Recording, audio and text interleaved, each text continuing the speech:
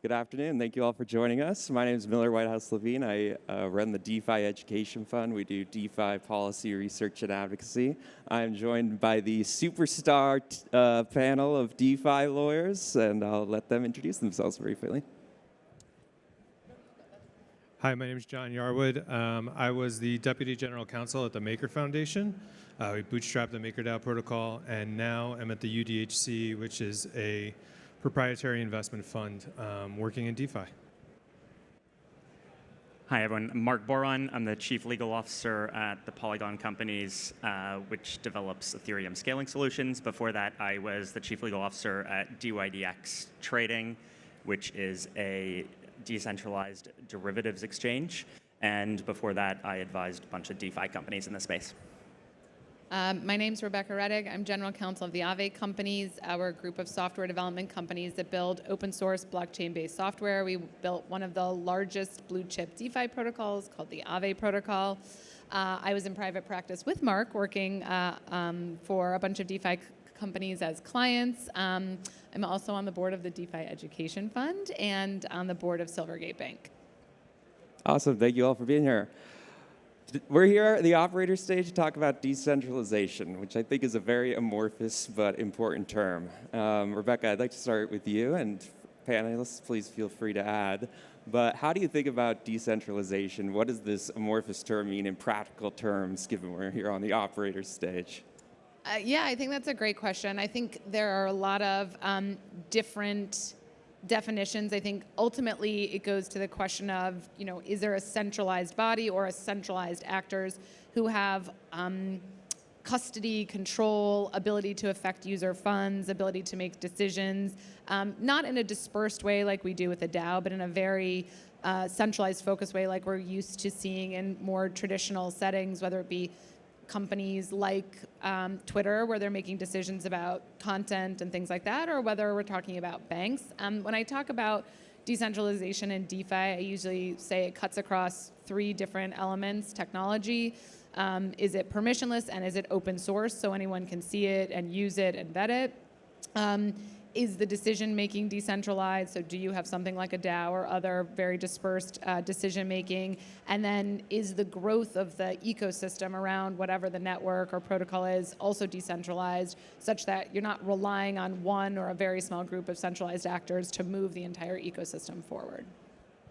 Yeah, and when I think about decentralization, totally agree with everything Rebecca said. The only thing I'd add is the decentralization or the level of decentralization that you need should be relative to your use case, right? So if you take something like Bitcoin, it makes sense that the focus is on absolute decentralization. Why? Because it's supposed to be censorship-resistant money, and money is something that government typically controls, and therefore it better be resistant to government.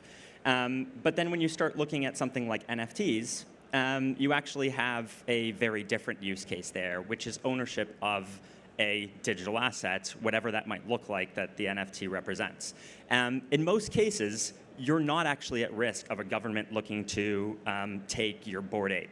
That's not really the key concern that you have. And so the level of decentralization that you need for something like that is actually going to be different. And that's why I think there's a use case for multiple chains that might have different levels of decentralization, also come with different speeds, and they therefore would serve different purposes as well. Yeah, I think I once heard it boiled down very well for decentralization is it's the moment when self-sovereignty can be realized and you won't have a rug pull, was the heuristic somebody used. And I kind of agree with that. At the Maker Foundation, we were moving towards a very clear progression. Like Marc said, it was based on the use case. We were looking for a founding idea, the core protocol and principle. It's permissionless, open source. Then is their community developed enough to support the protocol? Then is there a decentralized workforce to operate the protocol? And then finally, is there governance in place run by that community, whether it's a DAO, whether it's some other sort of dispersed, decentralized control of the protocol. And that's how we move forward from it, and that's kind of what I look for in projects now, whether at the same level or not on each of those facets changes based on the use case. But that's kind of what we always look for at the UDHC and what we look for in Maker to be prepared to relinquish the foundation and move forward. Yeah, sorry, I have a question actually for John, because when you said this is what we look for, do you think decentralization changes and grows based on the stage of the project or the network or that you're looking at? 100%. There's another visual aid we like to use, which is a triangle, right? And on one end is control, on the other point is funding, and on the final point is community. And the journey of a project will travel inside that triangle and eventually hit a sweet spot where it's what we think is sustainably decentralized and can keep itself going. And then from a legal perspective is probably, well, what we thought anyway, depending on which congressional hearing you're listening to, would meet the standards of regulators and say, yes, that's decentralized. And there's no centralized controller, there's no centralized operator, there's no centralized funder, all of those things. One thing that I think is interesting, sorry, Miller, on like this point that you just mentioned, which is like the path that like projects travel to end at a certain point, is that one thing that like whether it's somewhat more centralized or somewhat more decentralized, everyone needs to keep in mind is that there is a tendency towards centralization, right? And so like that is always going to be the most efficient way to operate, whether that's from a technical perspective or like off-chain. And so when you're building a project, you have to build it keeping in mind the fact that as you decentralize more, these forces are going to tend towards centralization more and more. You basically need to think kind of ahead as to what you're developing that is going to be resistant to that centralization. John opened the can of worms. Why is it important as from a regulatory perspective, this question of sufficient decentralization? Well, I think first and foremost for decentralization from a blockchain and technical perspective is it provides security. It provides, primarily security. It provides a form of consensus and all of the benefits we probably all love blockchain for, or open blockchains for. And I think from a legal perspective in the United States anyway, the biggest analysis, and I think what the three of us probably, at least in one point in our times with blockchain, spent most of our time thinking about is the securities laws. And whether it's the Howey test or corporate governance, decentralization plays a big role in both of those things. And if you don't want to run afoul of those regulators or fall under those regulators and the requirements of those securities laws or certain corporate governance requirements, you have to tend towards decentralized governance and control. And that's the important reason without getting into the nitty-gritty details. Yeah, I'll give one high-level detail, though, that I think puts it in context a little bit, which is when you look at the securities laws or the commodities laws or any U.S. regulations, they typically use the word person when they're talking about who they're going to regulate. Person means a natural person like any of us or some sort of corporate entity or even unincorporated group of persons. And so when you're looking at these regulations, you have to think, well, is there some identifiable person under the statute that really can be regulated? If you're really tending towards true decentralization, there's an argument, maybe not. I don't think we have confirmation from any regulator to date on that. But I do think that that's why it's important from a regulatory perspective and also from an ethos perspective, right? Like that was the whole point of the cypherpunks and Bitcoin and all of that. Yeah, and I think double kind of clicking on the securities laws, right? So it's true, like they use the definition like person, right? You need to look at that. You also, when you start digging into Howey, right, and you look at the efforts of others prongs of Howey, that last one, the question is like, what does that mean? And a lot of people used to come to Rebecca and me when we were outside counsel and used to say, hey, like we have a completely decentralized protocol or mostly completely decentralized protocol. How could we possibly have a security like things aren't based on our efforts, like the protocol is going to continue to run?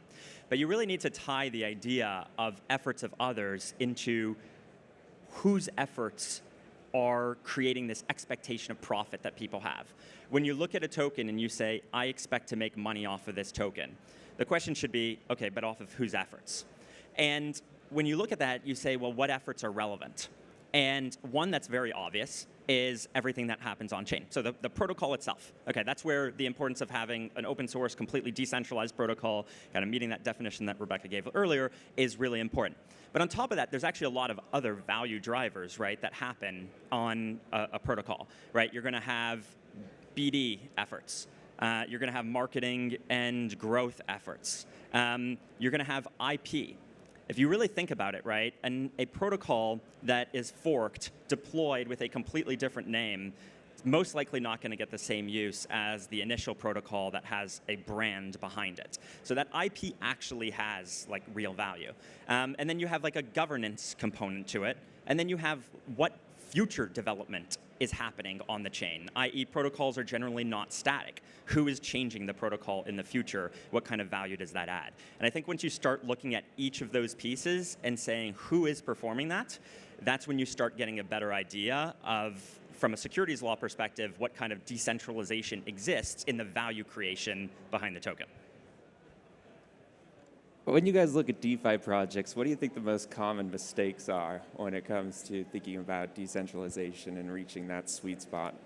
Not planning when they first start planning building the protocol itself. Decentralization does not happen naturally. It's actually, I think, almost a very unnatural human reaction, right? Especially when you build technology and you're excited to see it get off the ground. And I think Marc and I saw this just a lot when we were advising projects. It's hard to let go of something you've built and put a lot of time and effort into, and then once you see it go out. So I think you need to plan and make a decentralization timeline and look at all elements of what Marc was saying. There's so many different parts to it, right? There's the marketing, there's the governance, there's the who's going to maintain the technology, who's going to do risk management, whatever it is, and it does, as Marc sort of alluded to before, go with what type of project or protocol you're working on. But I think you have to plan for decentralization at the same time you start planning your network.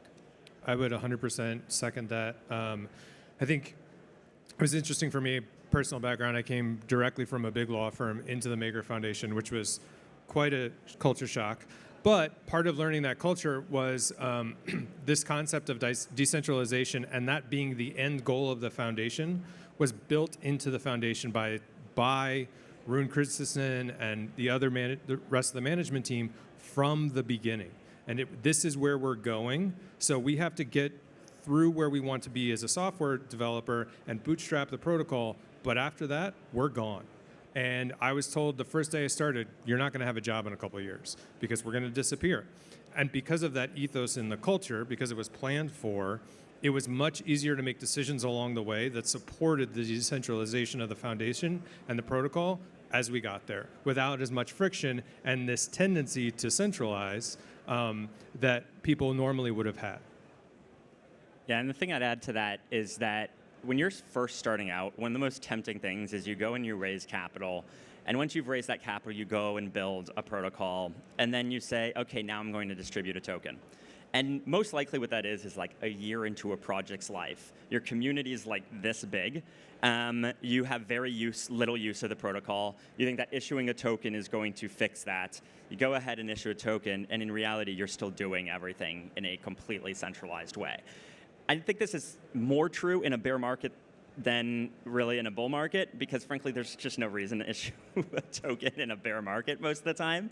Like, take your time, build a protocol, build the community around it, build use around it that shows like real desire to use the protocol, and then go ahead and say, okay, there's certain points of centralization related to this protocol. There's an admin key that allows me to do like X, Y, Z. That's not very censorship resistant. That is not very good in terms of distributing control over this. So I'm going to go ahead and distribute control over this. What is one way that is kind of tested, though not perfectly effective, way of doing that is issue a token and then go ahead and essentially give the multi-sig, that is the holders of the token, control over that contract to go ahead and make the decisions, right? And when you go ahead and do that, it's actually sensible to do that, because at that point in time, you essentially remove a lot of risk, both like practical kind of technical risk as well as legal risk when you go ahead and do that. But you can only do it when there's this snowball effect that's actually really started, right? And go look at some of these like DeFi protocols, like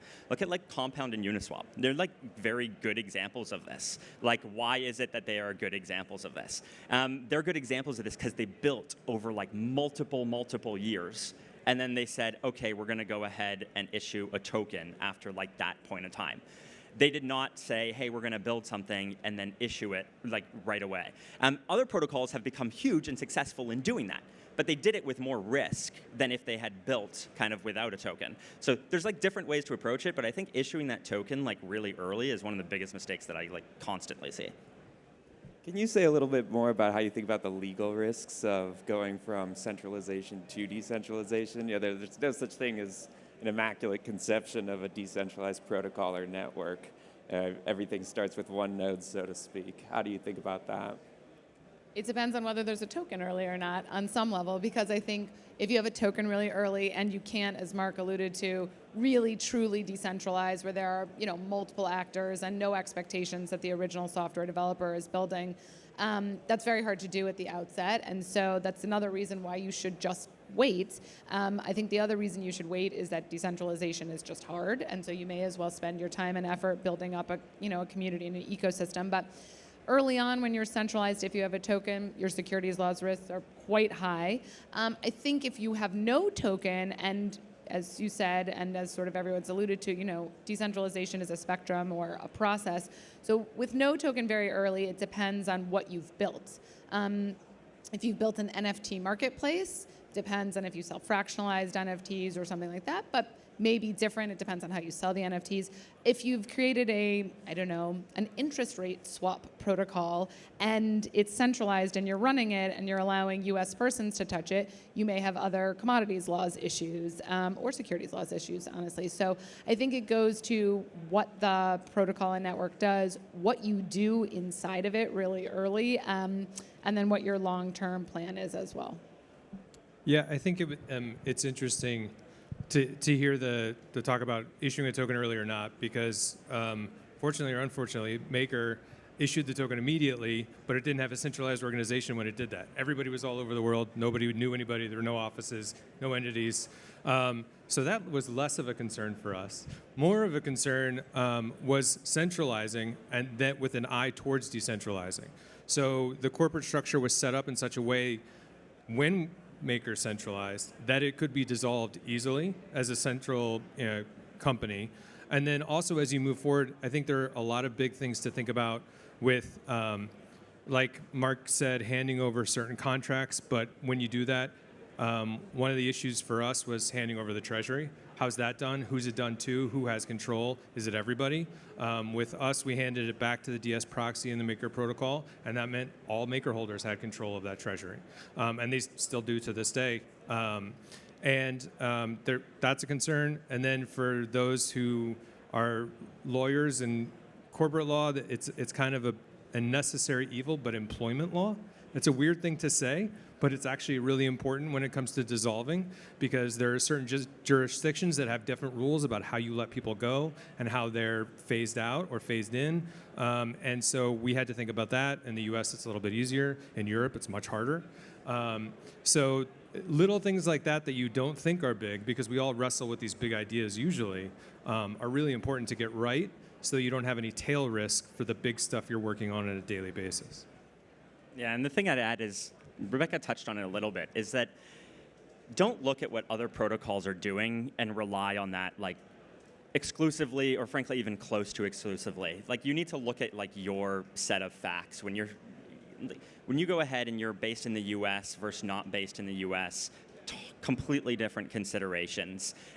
If you are going to have a high-risk protocol, like a derivatives protocol, completely different set of risks as to how you're going to approach things than when you have a spot market.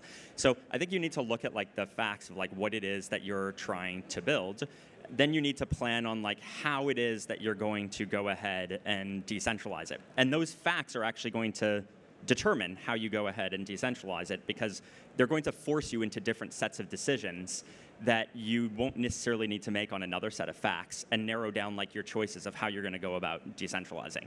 And then when you finally get to this end point, you need to have actually decided how you're going to go about that, right? I think Maker is a perfect example of how to do this, right? You can view it as this arc over time, and at the end of that point in time, you basically say, we are no longer needed, we're going to go away. And there should always be a plan for when it is that we're no longer needed and we're going to go away. And the question is, in between that, how it is that you reduce risk when you know there are points of centralization. And they shouldn't just be like the easy ways out. Like the easy way out is issue a token and hand over this admin key. The hard decision is, do we actually need this admin key in the first place, right? And like in reality, there are certain protocols that just require active governance, and you're not going to get rid of that. But there are definitely others. We see it all the time where you have like admin keys that like frankly do create real risk that you can get rid of and you don't. And sometimes there's like good reasons for that from like a security perspective. I think this is like completely overlooked, that like early on from a security perspective, you need to be able to act quick. Handing that key over to a community in that instance is frankly pretty like irresponsible. But if you go ahead and you wait too long, that is equally irresponsible. And so it's really just facts and circumstances on your specific protocol as to how you're going to approach it. Yeah, but when we're talking about a decentralization plan, and I'm actually curious to know if you did this at Maker, but write it down. Write it down so you hold yourself accountable. Make a chart which says where we are today, what's our interim plan, what's our final plan, and the whole final plan should be like, we no longer are necessary down that row, but maybe to John's point earlier, who's going to take it over, right? Is this going to the DAO? Is this going to a sub-DAO? Any of those types of things. But you need to have a written plan that you hold yourself accountable for.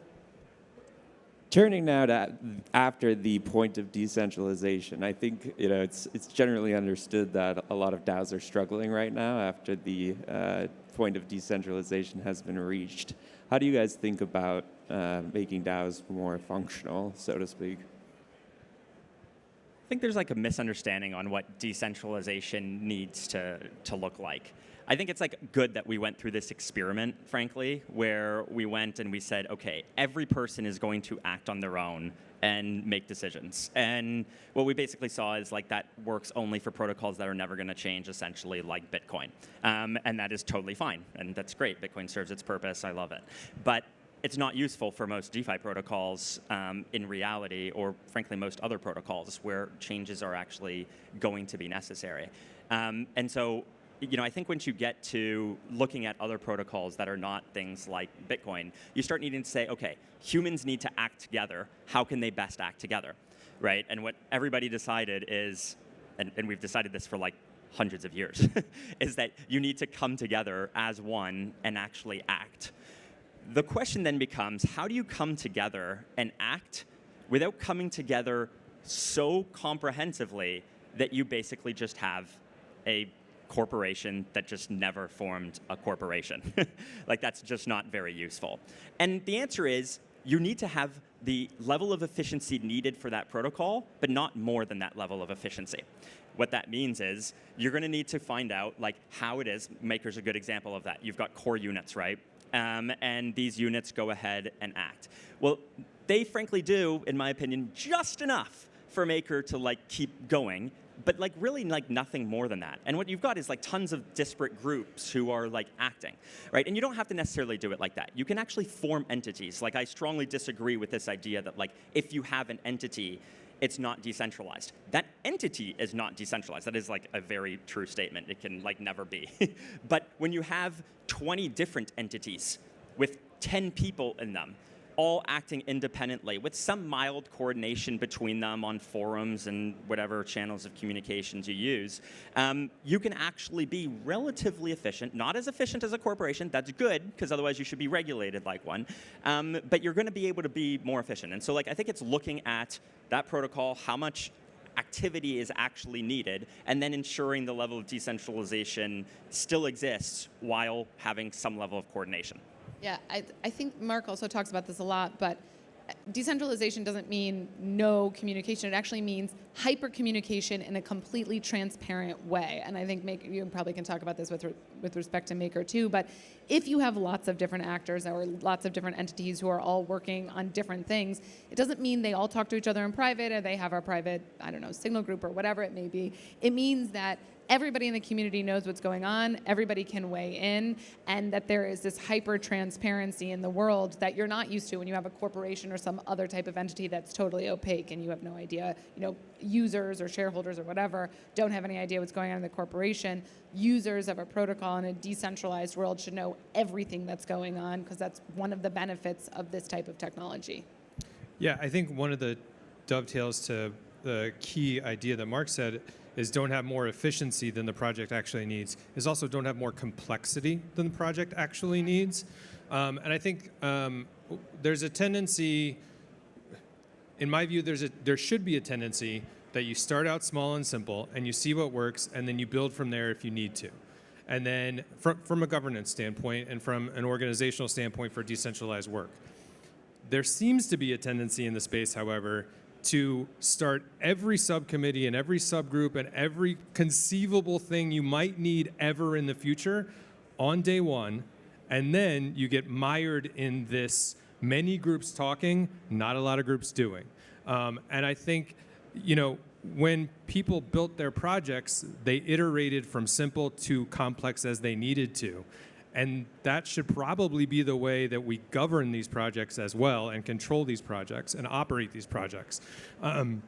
And I can draw many corollaries to Maker about what I've just said. But I think that overarching, that's a big lesson for people to take, is the same way we design things and engineer things, we should probably be doing that for our governance and how people interact with each other as well. Yeah, I mean, we all just spoke about sort of how the protocol keeps running or how the network keeps running in a decentralized state. What we haven't talked about is this decision-making or governance. Some of the decision-making, right, goes along in these entities or sub-DAOs and should be hyper-transparent. But the voting itself, I think we have to acknowledge, has not been ideal to date. There gets to be a lot of concentration and things like that. So there's a lot of DAO tooling going on, a lot of different, I think, experiments with respect to voting, but I do think the most important thing is how you incentivize truly dispersed decision-making. I love the idea of sub-DAOs, which Marc has brought up in the past, and that these ideas of these different entities all acting together. But if you really want to have a dispersed group voting, we do need to think about whether we do governance mining or quadratic voting or weighted voting or things like that. I think that's a really important piece of decentralization as we go forward, too. Yeah, and adding to that, I think we need to really rethink how we actually do this. And the reason I say that's because what ended up happening, right, is like in DeFi is you had some contracts put out for purposes of governance in a pretty simple way. And what everybody would rather spend time on is building the protocol, not building governance. And so they fork governance, they might add a thing or two, they don't really rethink it, and they use the same thing. And that's why everyone's using, frankly, basically the same governance contracts across pretty much all of DeFi, with basically small variations. And the truth is, people need to actually realize that governance is just as important, because eventually your goal is not to be making these decisions, but is actually to hand it over. Well, you can never hand it over if the community cannot actually be effective. The only way for the community to be effective is for a good governance to actually exist. And so tooling is good, but also the way voting happens, incentives potentially. There's a lot of different things to think about. And looking back at corporate governance that has existed for many years is one way of doing it, although I don't think we should hold ourselves just to that. Regardless, I think the idea is rethink governance and don't just use what already exists. In our last 60 seconds here, I want to know who your favorite DeFi lawyer is for big brain ideas that's not on this stage. Can I start? Because then it makes it easier. This is so easy. So he's not actually practicing it anymore. He is now in policy, but Jake Chervinsky by a mile. He spent so much time at Compound building Compound out. He knows the space extremely, extremely well. He's looked at the laws kind of across the space, built a lot before others did, although Maker did build kind of first. And so he's got significant knowledge on this stuff and now brings it to policy, thankfully, for a lot of us. Miles Jennings, that was, you lobbed it up. He's the general counsel at A16Z, was in private practice. We worked with him a lot on a number of different things. He's also thought across all of these issues, and he writes and puts out amazing papers on decentralization and DAOs and things like that, so he's very useful. Did you want a law firm lawyer? Okay. I'm going to go a different route and change the question to dovetail to our last point in conversation and say that one of the big thought leaders and movers in the governance space is Charles St. Louis at Element. I think he's got really innovative ideas and really interesting things that he's putting out there. And so to fix the governance problem, which dovetails with the legal stuff, I think Charles is a good person to point out. Ladies and gentlemen, thank you very much. Thanks so much, Miller. Thanks.